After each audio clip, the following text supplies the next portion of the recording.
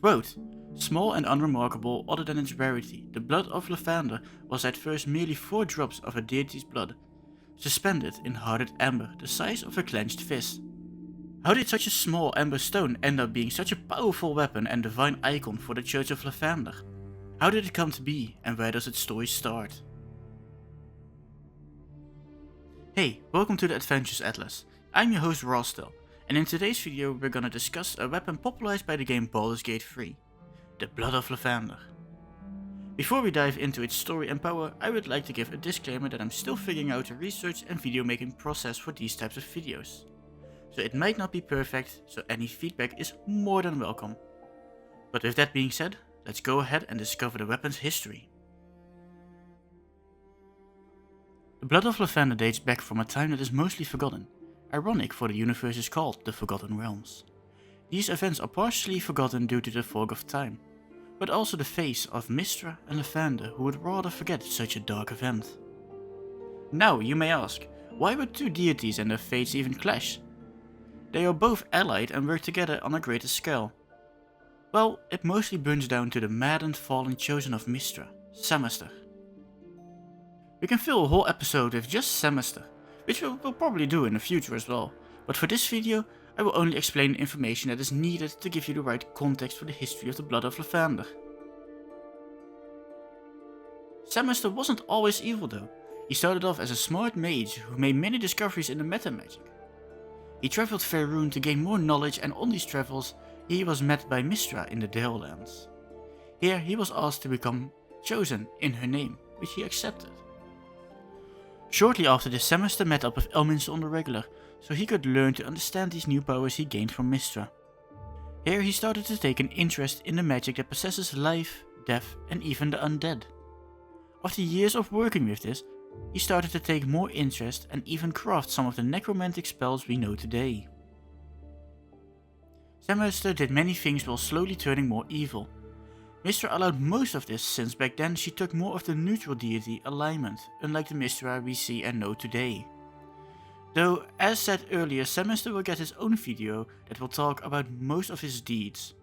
For now, we will skip ahead of these and go straight to when he started the Cult of the Dragons. With his cult, he was the first to raise a cult Dracolich named Shagrilar. Anyways, he was the first to undergo the process to become a Dracolich and to survive it. And they brought tyranny across western Faerûn, creating many more Dracoliches over time. In 916 DR, he was travelling to visit 2 green dragons in southern Cormanver.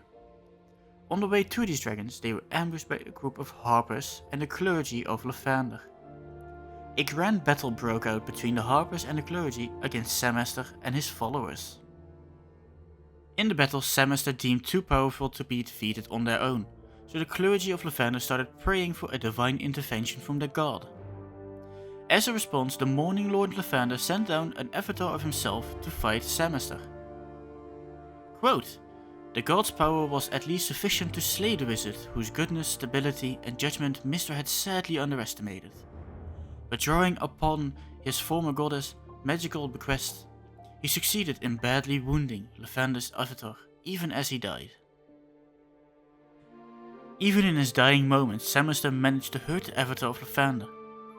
From its side fell 4 drops of blood.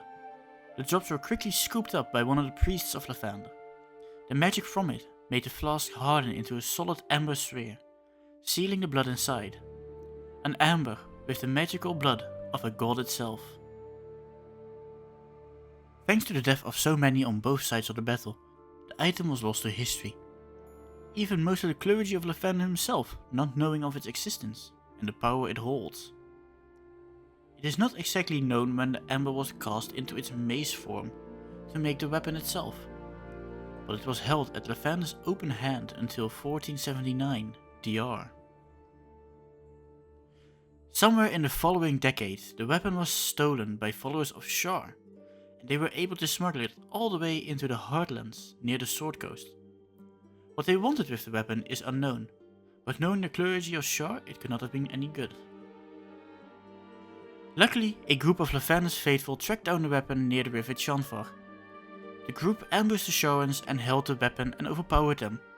returning the weapon to Lathander's followers once more. The weapon was brought to the nearby Rosimorn monastery, where it was displayed with pride. Followers across Faerun came to Mojiron to see the icon of Lathander's glory. Sadly, this glory didn't last as long as the clergy would have wanted. In 1492 DR, the monastery was attacked by Githyanki seeking a place for their crash.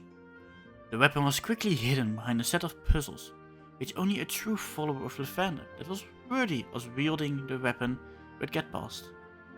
The weapon hasn't been seen since.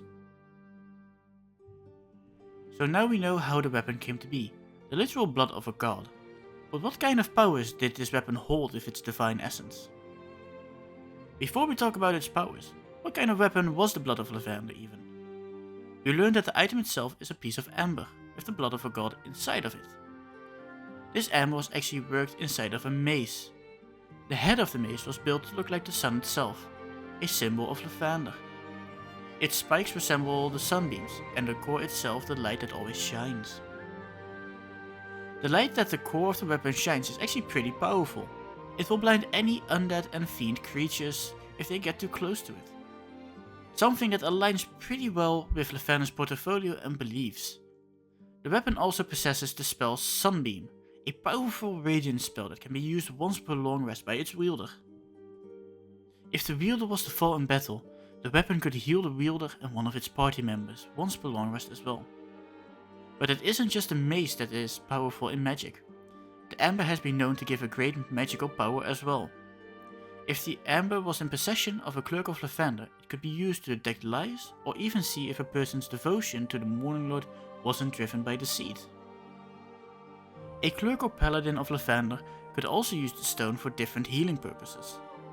It was known to be used for the spells Critical Cure Wounds, Raise Dead and Restoration. Some very powerful healing spells that could be used a certain time per long rest. To top it off, if somebody that wasn't faithful to Lathander got their hands on the stone, it would glow a bright continual light, thereby causing all nearby to be aware of its presence. The person holding the stone would have horrific nightmares of burning and dripping blood for about 3 nights after holding the stone. In addition, the stone would burn as hot as the heat metal spell until it was returned to its rightful owners. This weapon is extremely strong, and it's an artifact important to the clergy of Lathander. With a surprisingly strong backstory and powers that show its divine essence, it's a fun weapon that is definitely worth adding to your Forgotten Realms campaign or to find in the game Baldur's Gate 3. Well, that was it for this video. Would you like to see more videos like this? Then make sure to subscribe and share this video, as it helps me greatly to make more interesting videos about D&D and map making topics. I hope you enjoyed. See you in the next video.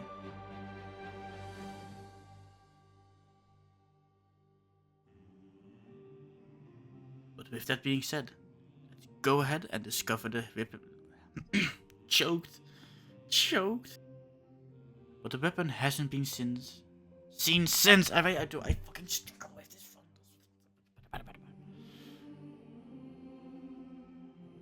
In 916 DR, he was traveling to visit 2 Dream Dragons? Jeez. It is not exactly NSFW.